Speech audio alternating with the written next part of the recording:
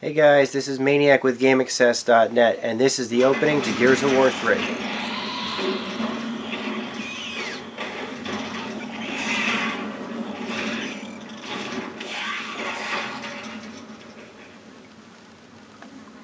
Now this opening is meant to invoke very similar to the opening of the very first game, where Marcus is waiting in a cell. We don't know how long he's been in there for. Rip that door. The difference being with this scene is that it is not Dom that saved him from prison, but it's Anya instead. What are you doing here? Getting you out. Here, put this on. You know it. You could get into a lot of trouble for doing this. Not anymore. Things have changed. It's your father. He needs you. My father? But he's gone, Anya. He's dead. No, he's out there. He needs you. Anya, wait. What the hell's going on? Anya. And over here you can see the Wait. Crimson Omen. There's a collectible over there in that door, but I've already picked it up, so it won't show up. The locusts have broken through to his house and called in to slay him.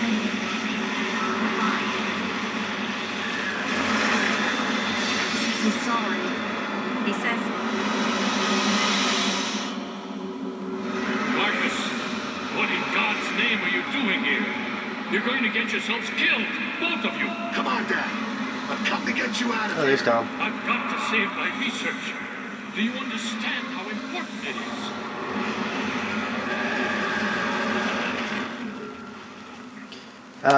This opening right here does seem to change the canon. It does seem to change the canon of the game itself. Okay, everybody find some cover. Now, the thing I have to remember from the very first game was that if you guys know about the enemy, the main boss in the first game, it was General Ram, and according to musings of from what I remember back when the first game was released, it was supposed to have been made clear to everyone that General Ram was in fact the guy that killed Adam Phoenix. This, of course, we had seen this in the very first game. This is supposed to be Adam Phoenix's home. My father cared about his research. But here we're supposed to see Adam Phoenix's death, I tried to save him. and there's no General Ram. There's no General Ram here. General Ram is not involved at all. I disobeyed orders to do it. It cost us the battle. And it's quite clear that we see him die. That was a bit more, I guess you would say, it's a bit more obvious that it was, well, I should say ambiguous. His death was a bit more ambiguous. But had General Ram had been here, he would have been a bit more obvious that Adam Phoenix was in fact dead. So they must have changed that, or altered it slightly. These openings remind me a lot of Max Payne, especially the voiceover here. But you can't save him.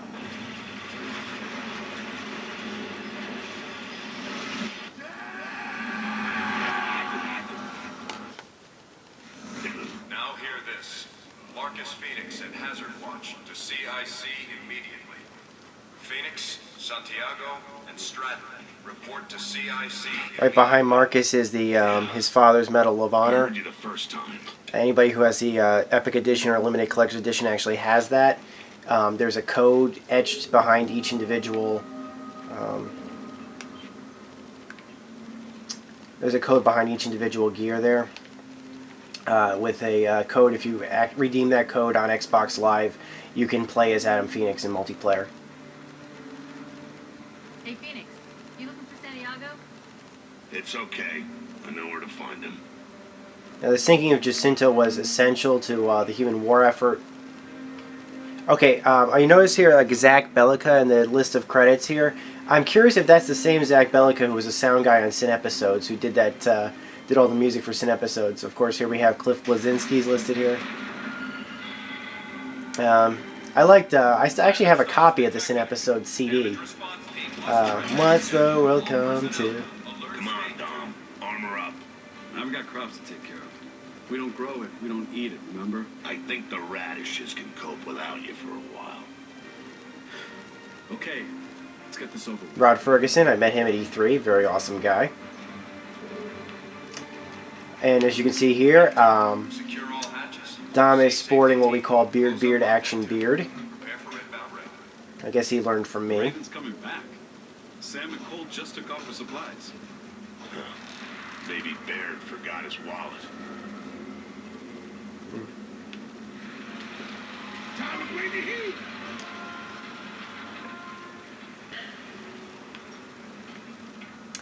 I wish that was playable, but this isn't Duke Nukem Forever. But you know, you see this out here. You see it's.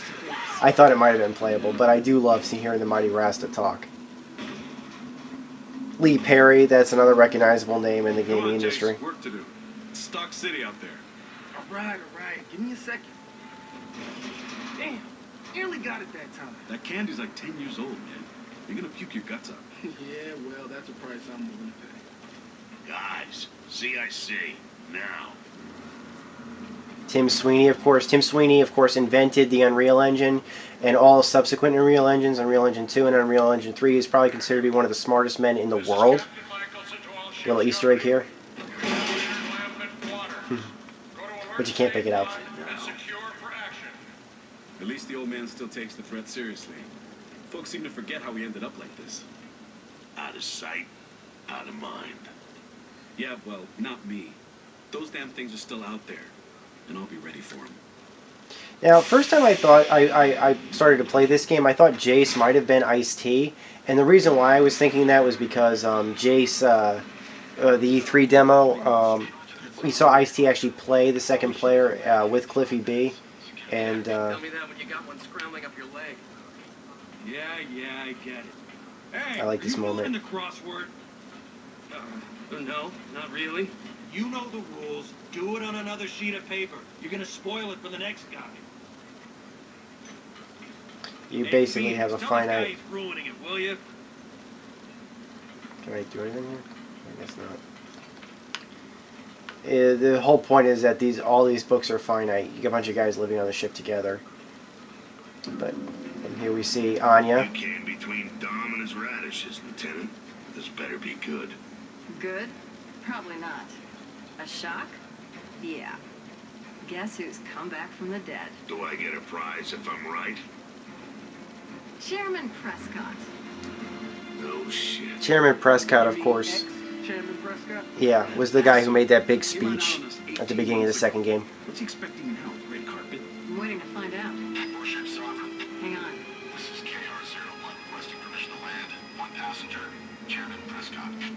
KR-01, this is Sovereign. You are clear to land. Deck team standing by. Wonder where Prescott managed to find a helicopter. He sure as hell didn't leave with one. He never called, he never sent flowers. Oh, I can't wait to hear this shit. I'll get the popcorn. Anya, of course, is sporting a gun here. This is to show that, of course, women are fighting this time in this game, to show just how desperate it is with the COG disbanded.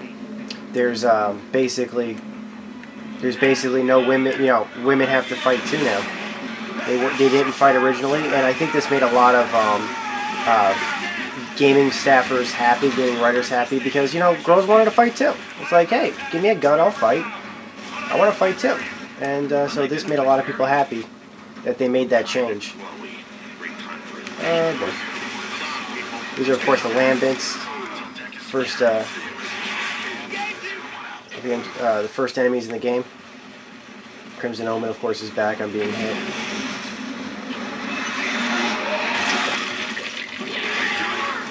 Now, the reason why they chose, according to Cliffy B, the reason why they chose to use helicopters instead of like planes or anything like that was because they thought that if they used helicopters for most troop transports and stuff like that, when they crashed, it would just be that much more visually interesting. It was just that much more epic to see a helicopter crash as opposed to anything else crash. There's basically a free chainsaw here, so I'll see if I can get this for you. Chainsaw still working. All clear.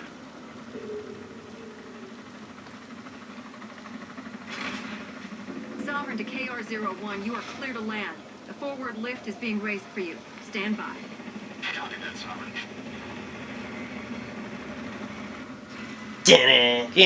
Witches in black masses. And these wall pigs have the power. Let's give the traditional stranded walk. Strip and chop it for parts. Now, the role of the chairman is very similar to, like, the leader of the organization. The cog fell apart after he disappeared. He's very similar to, like, a president. He cares. But you have to remember that the COG is a military organization as well as a government. I'll have answers for you, ladies and gentlemen. But later. I need to see Colonel Hoffman immediately. Hoffman's been gone almost as long as you have, Chairman. He's dead? He left to take a group of civilians to Anvilgate. Captain Michelson's the senior officer now. Not that we have much of a military left. I'd better talk to that gallant captain then. I have a mission for him. Oh, and Sergeant Phoenix, you'll want to see this. That's also given if you have the limited collector's edition or epic edition. That's basically the case that the game comes in. This better not be a shopping list. Let's go check it out. See? Who the hell does that asshole think he is? Yeah, you can see here they're pretty much growing their own food out of necessity. Doesn't count for shit with Michelson. I don't normally like the hammer burst, but in this game they improved it, so I use it in this game now. It's really useful in some of the later difficulties where you're running out of ammo badly.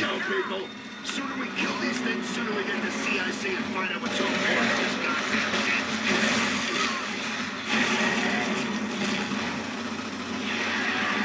So which idiot said he wanted to see some action for a change? Well, it comes in three.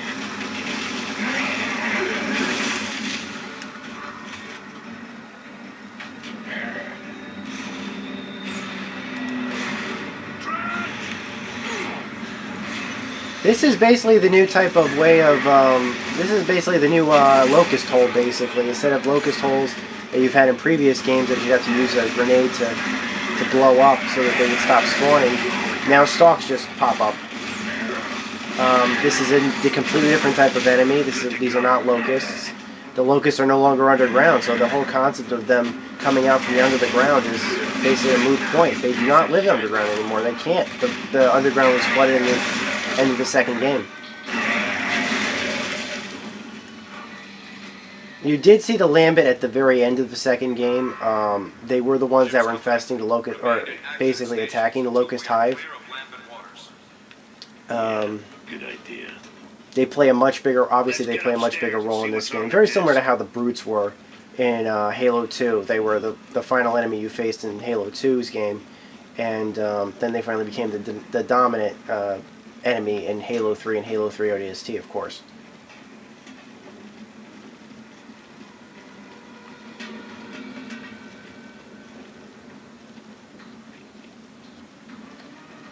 Alright, let's see what's on that disc.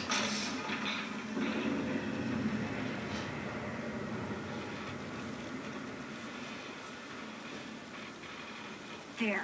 Finally got it. Marcus, if you get this message, if you're still alive, I need your help. Oh, This God. time I really am asking Marcus. for your help. Please, It's your father. listen. It's complicated and I don't have much Wait, time. but I thought Leave it, Jason. I'm being held prisoner by the Locust. I've developed a solution for the Lambent problem.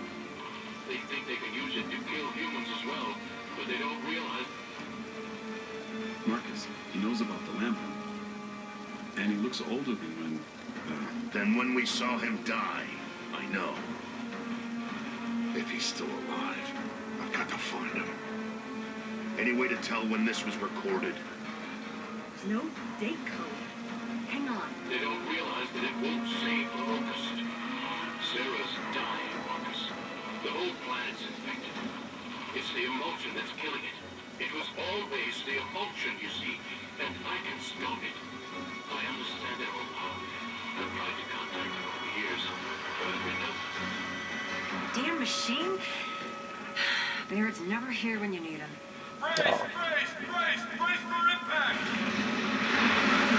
Well, we're going to have to wrap it up here, guys, because I'm hitting time, and I think I'm just going to end it here. But this is my first commentary on the game, and this is the first chapter of Gears of War 3. Take care.